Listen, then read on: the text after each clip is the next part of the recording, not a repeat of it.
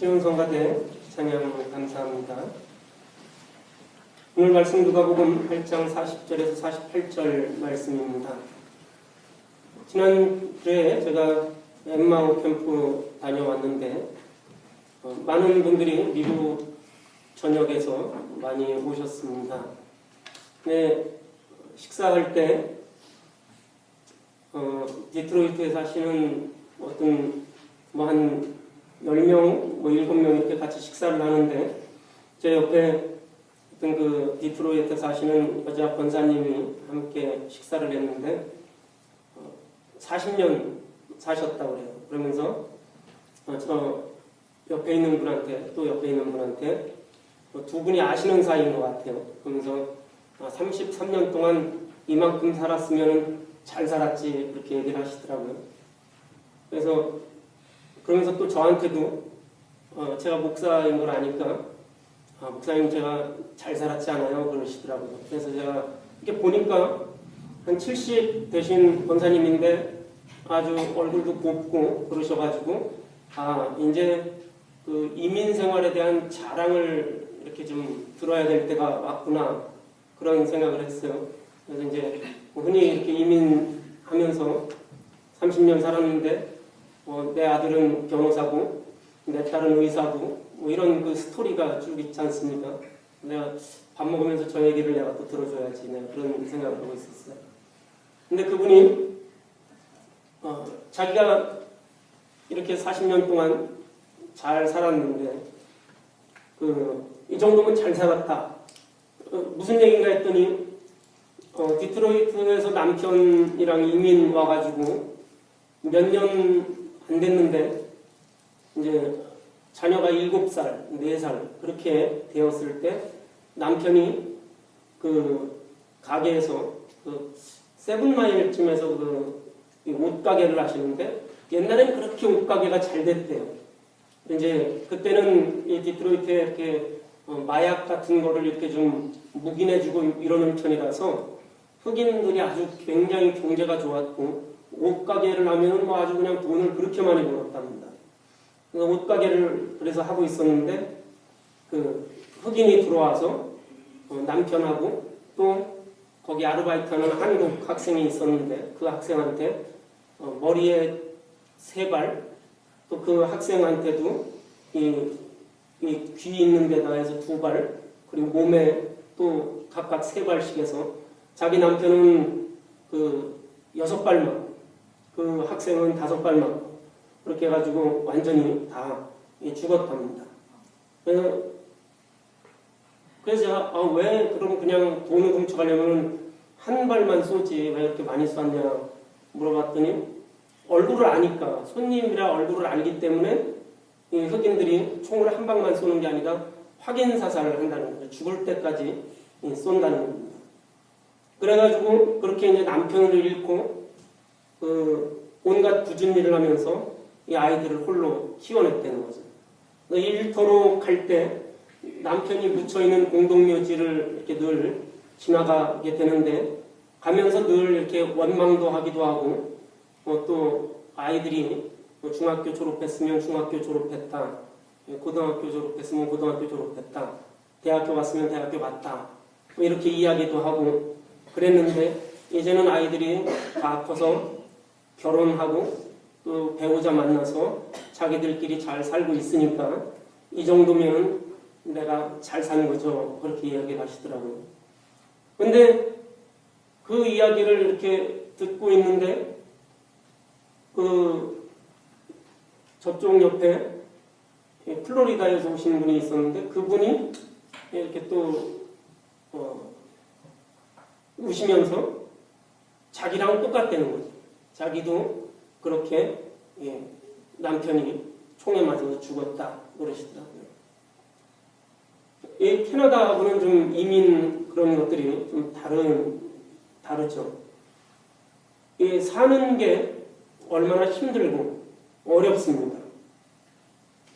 이렇게 잘 살려고 이민 왔는데 총 맞아 죽기도 하고 병 걸려서 죽기도 하고 우리가 인생을 살면서 누구든 한 번쯤 심각한 위기를 맞게 됩니다.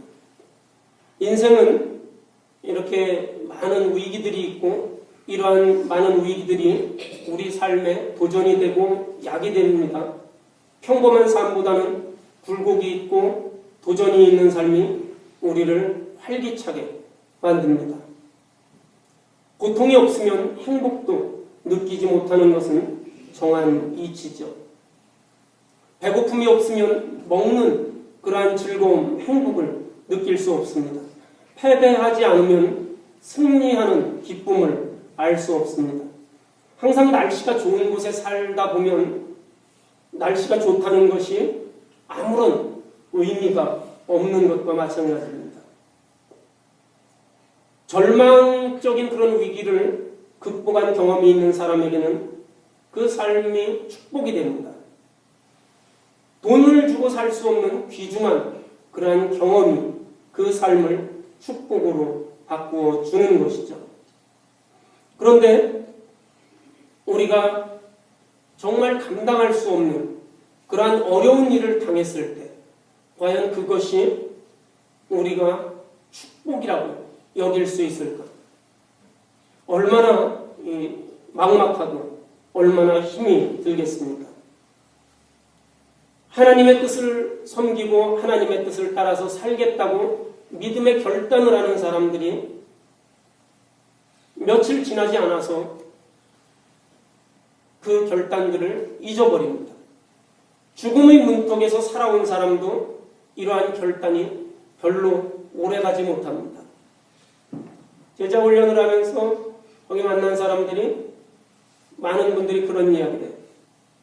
몇 개월에 한 번씩 이런 데를 내가 꼭 와야 되겠다라고 이야기를 합니다. 왜냐하면 지금은 내가 이렇게 마음을 고쳐먹고 지금은 내가 잘 살아야 되겠다. 지금은 어려움도 극복해야 되겠다. 이러한 생각을 하지만 아마 내가 이곳에 나가면 분명히 며칠 안 지나서 또 몇 주 안 지나서 또 다시 세상 일에 빠지게 될 것이다. 그런 이야기들을 많이 하십니다.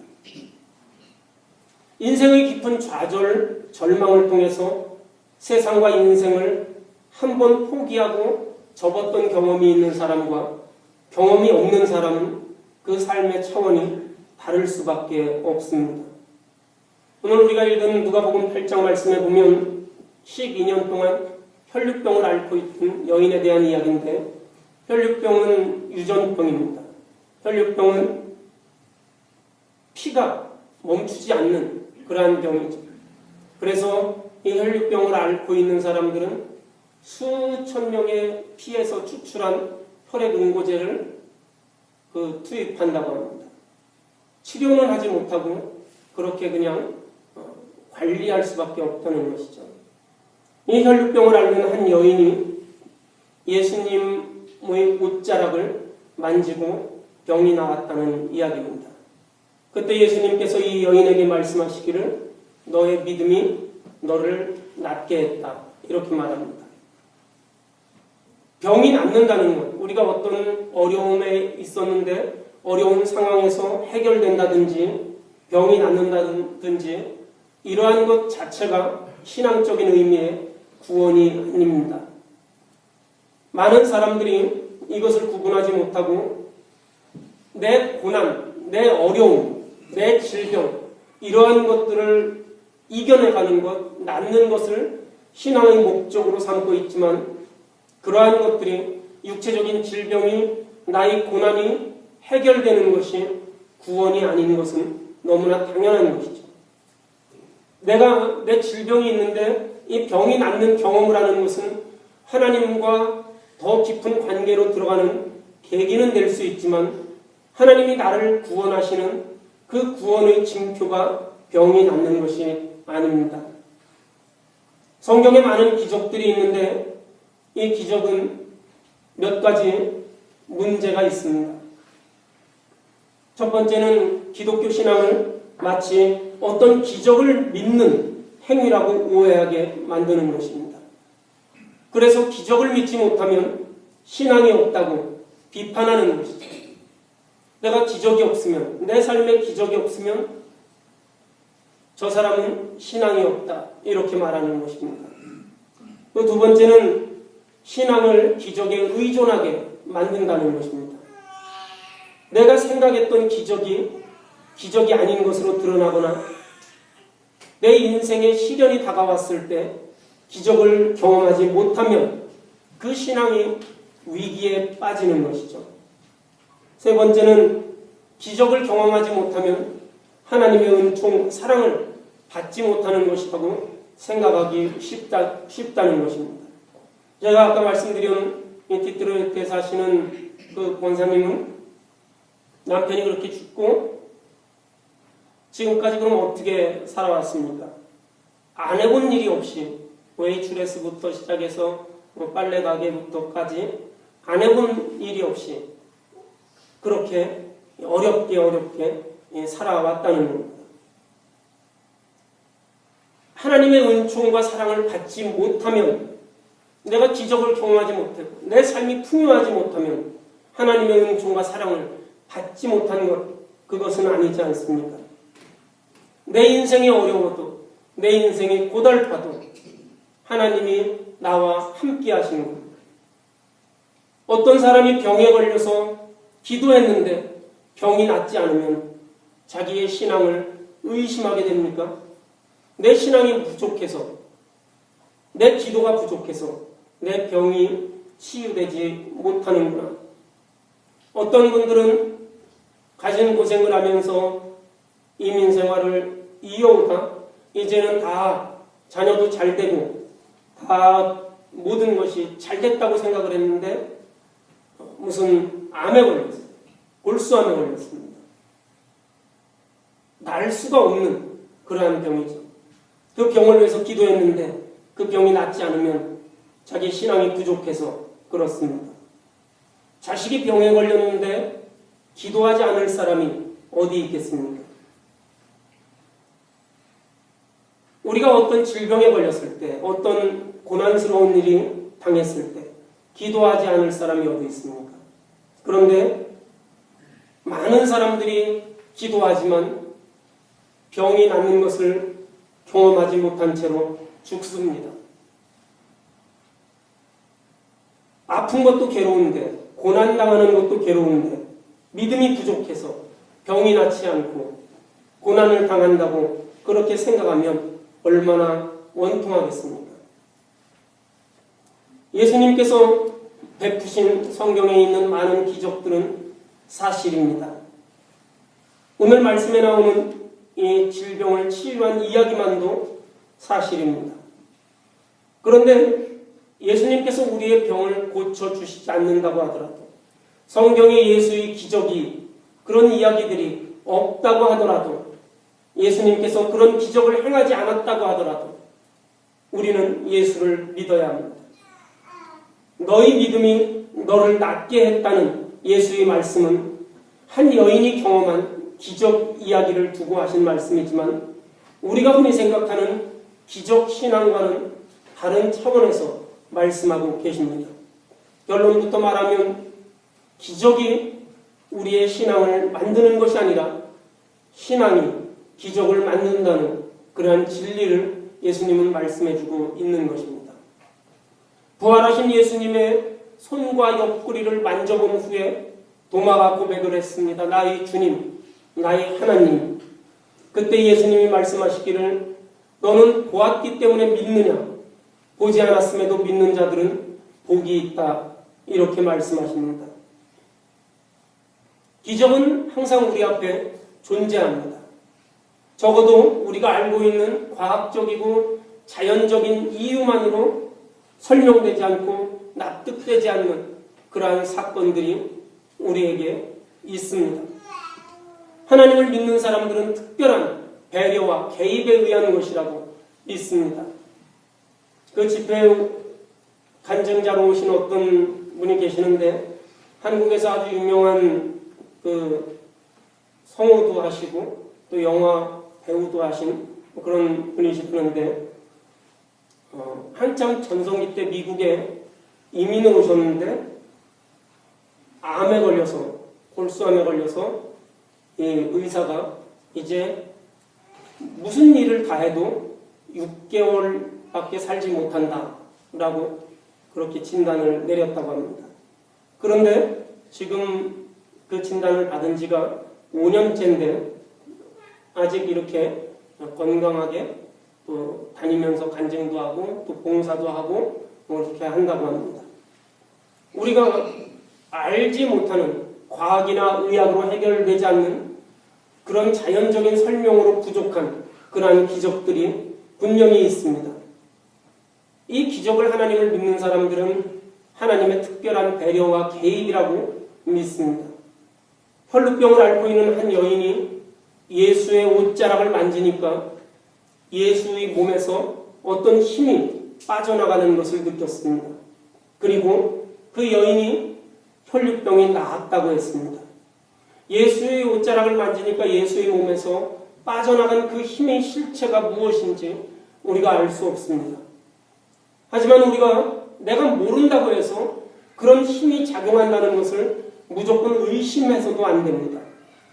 이 우리가 살고 있는 이 우주만 해도 아직 발견하지 못하거나 이해할 수 없는 힘들이 존재하고 있는 것입니다. 우리의 신앙은 기적이라는 특별한 하나님의 행위를 우리의 신앙이 어떻게 불러올 수 있는지 우리가 묻게 됩니다. 물리적인 변화이든지 심적인 변화이든지 기적이라는 것은 어디까지나 하나님으로부터 오는 신비한 힘에 의해서 일어나는 현상이고 이것을 우리가 기적이라 그렇게 부릅니다. 그리고 우리가 그 기적을 힘입기 위해서 우리가 기도하고 애원하고 매달리죠. 어떻게 우리는 이 기적을 경험할 수 있습니까? 성경에 보면 하나님은 인격이시라 그렇게 이야기합니다. 하나님은 인격이시다. 하나님은 그가 우리 생명들에게 무관하신 우리 생명들에게 아무 관심이 없는 분이 아닙니다. 하나님은 그의 백성, 당신이 사랑하시는 당신의 피조물들, 이 자녀들을 고난을 지켜보는 분이 아니라는 것이죠. 그 자녀들과 함께하고 탄식하고 측은히 여기고 불쌍히 여기시는 분이라는 겁니다.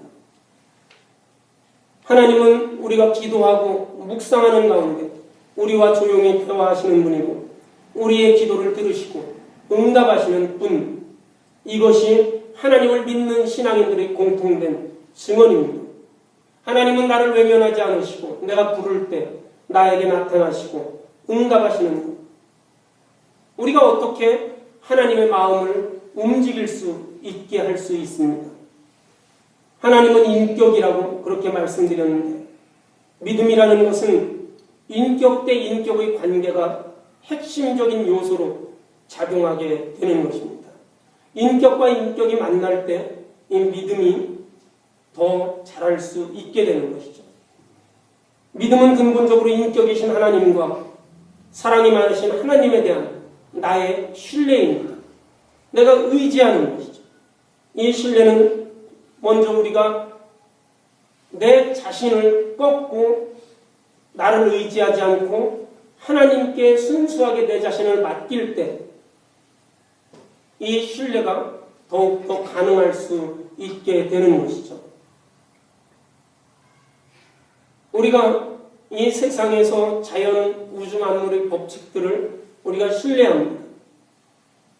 우리가 해가 뜨고 또 해가 지는 것, 낮이 오고 밤이 되는 것, 그러한 것들에 대해서 내가 낮이 싫다고 해서 내가 밤이 싫다고 해서 그런 그 우주의 법칙에 대해서 바꾸어 달라고 기도하거나 내가 그것을 피하려고 노력하거나 그렇게 합니까? 그렇게 하지 않죠. 오래된 경험에 의해서 또 그동안 이어져 온 그러한 이 자연의 법칙들을 내가 알고 있기 때문에 거기에다가 내 삶을 온전히 맡기는 것이죠. 내 고집을 가지지 않는 것입니다. 내 자신을 비우는 것이죠. 내 자신을 포기하는 것. 내가 낮이 싫다고 해서 태양이 뜨는 것을 내가 바꿔야 되겠다. 이렇게 생각하지 않습니다. 태양이 뜨고 지는 것에 대해서는 완전히 내 자신이 조금도 욕심을 내지 않고 포기하게 되는 것이죠. 왜냐하면 그것은 내 힘으로 할 수 없다는 것을 내가 잘 알고 있기 때문에 그렇습니다. 하나님을 믿는다고 하는 것이 그런 것과 비슷합니다. 하나님을 믿는다고 하면서 내 삶의 방식을 고집하고 내 마음을 청산하지 못하면 결코 믿음이 있다고 말할 수 없는 것이죠. 어떠한 그 신비로운 체험, 이러한 것이 아니라 내 자신을 비워내지 못하면, 포기하지 못하면 하나님의 마음을 움직일 수 없기 때문에 그렇습니다. 내 자신을 포기하지 않고 나를 비우지 않고 먼저 기적을 바라는 마음이 앞선다면 아마도 하나님의 마음은 움직이지 않을 것입니다. 나를 비우고 하나님께 자신의 모든 존재와 삶을 맡기는 순수한 신앙이 없이 그저 내 욕심 때문에 하나님께 매어 달린다면 어떻게 되겠습니까? 우리가 어린 아이들이 장난감을 사주면 장난감을 조립하거나 이럴 때 한 5살, 6살, 7살쯤 된 아이들에게 장난감을 사주면 어떻게 합니까? 조립이 되지 않고 그것이 되지 않아도 이 아이가 그것을 욕심을 내면서 그것을 하겠다고 그렇게 하죠. 아빠가 해준다고 해도 또 형이 해준다고 해도 안 한다고 그러면서 자기가 그것을 매어 달립니다. 하면 좋은데 만들 수가 없죠. 그래서 되지 않기 때문에 포기하고 나면 그때 비로소 아버지가, 형이, 누나가 도와주면 그것이 완성이 될 수 있는 것이죠. 내 욕심만을 앞세워서 기적을 바라면 하나님 앞에 매어 달리면 하나님의 마음은 움직이지 않습니다. 믿음의 표현인 기도도 마찬가지입니다. 하나님의 마음을 움직이려면 먼저 내 자신의 뜻을 접고 하나님의 뜻을 구해야지 내 뜻을 먼저 구하는 그러한 기도는 하나님께서 듣지 않으시는 그러한 기도입니다. 진정한 신앙, 순수한 믿음은 어떤 놀라운 기적이 나타나는 것이 아니라 나의 욕망, 나의 뜻을 앞세우기 전에 기적의 징표를 구하기 전에 어떤 이론이나 어떤 사상을 통해서 하나님의 생각을 확인하기 전에 절대적으로 부모를 신뢰하는 어린아이와 같은 마음으로 그러한 믿음으로 하나님께 온전히 내 자신을 맡기는 그러한 행위입니다. 그럴 때 하나님의 마음은 움직이게 되는 것입니다. 우리는 이러한 신뢰로서 신앙의 진리를 또 사람과 사람 사이에서 인격적인 관계에서도 확인할 수 있습니다. 나를 믿어주고 나에게 전적으로 내가 어떤 어려움이 있더라도 나를 전적으로 신뢰해주는 사람을 우리는 쉽게 배신하지 못합니다. 부모가 자녀와의 관계에서 서로를 배신하지 못합니다. 왜냐하면 나를 믿어주었고 나를 신뢰했기 때문입니다. 나를 믿는지 의심하는지 모를 사람, 나를 항상 관찰하고 신뢰하지 않고 테스트하려고 드는 사람들은 우리가 달갑게 여기지 않습니다. 그런 사람에게 우리 마음은 열려지지 않습니다. 어떻게 하는가 지켜보는 사람, 나를 늘 의심하는 사람, 테스트하는 사람, 이런 사람에게 내 마음이 열려지지 않습니다. 의심과 불신으로 인간관계를 시작하는 사람, 그런 사람에게 내 마음이 열려지고 내가 사랑을 줄 수 없습니다. 당신이 믿을 만한 사람이라는 증거를 보여달라고 요구하는 사람은 그야말로 더욱더 믿지 못하는 그러한 사람이 되고 신뢰할 수 없는 사람이 되고 말 것입니다.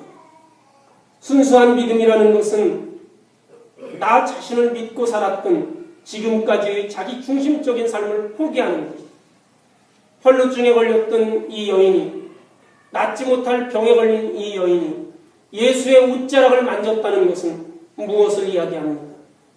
예수 앞에 자기 자신을 온전히 맡기고 신뢰했다는 이야기입니다. 하나님에게 자기의 삶의 존재를 의탁하는 행위입니다. 예수의 옷자락을 만졌다는 것, 내가 하나님 앞에 내 자신을 완전히 드린 그러한 이야기입니다. 나만을 믿고 나의 힘을 믿고 세상의 가치를 믿고 그렇게 살았던 지금까지의 헛되고 교만한 삶을 포기하는 것, 이러한 순수한 믿음이 있을 때 하나님이 움직이십니다. 믿음은 보이지 않는 증거라고 성경은 그렇게 말합니다. 내가 하나님 앞에 내가 살든지 죽든지 주님의 뜻대로 하라고 그렇게 기도하면서 내 자신을 온전히 비우고 포기하고 하나님의 손에 나를 맡기고 알 수 없는 미래지만 그때 하나님 앞에 내 자신을 맡기는 그러한 모험적인 그러한 신앙을 가질 때, 참다운 순수한 신앙을 가질 때 하나님께서 우리에게 기적의 문도 열어주실 것입니다. 이러한 믿음이 있을 때 우리가 언제 어디에서 무슨 일이 닥쳐와도 좌절하지 않고 절망하지 않을 것입니다. 하나님을 내가 시험하는 대상으로 내가 이렇게 기도했는데 왜 하나님께서 나의 뜻을 들어주지 않을까? 내가 이렇게 신앙생활을 하는데 하나님께서 왜 나의 뜻을 채워주지 않을까? 결코 하나님의 마음이 우리에게 다다르지 않을 것입니다. 유대 사람은 기적을 요구하고 그리스 사람은 지혜를 찾지만 그리스도인에게는 십자가에 달리신 그리스도를 전한다고 사도 바울은 말합니다. 그리스도가 십자가에 달리셨다는 것이 유대 사람에게는 꺼리낌이 되고 이방 사람에게는 어리석은 일이 되지만 그리스도인에게는 그것이 하나님의 능력이고 하나님의 지혜라고, 하나님의 어리석음, 하나님의 힘없음이 사람의 지혜보다, 사람의 강함보다 더욱더 강하다고 성경은 고백하고 있습니다.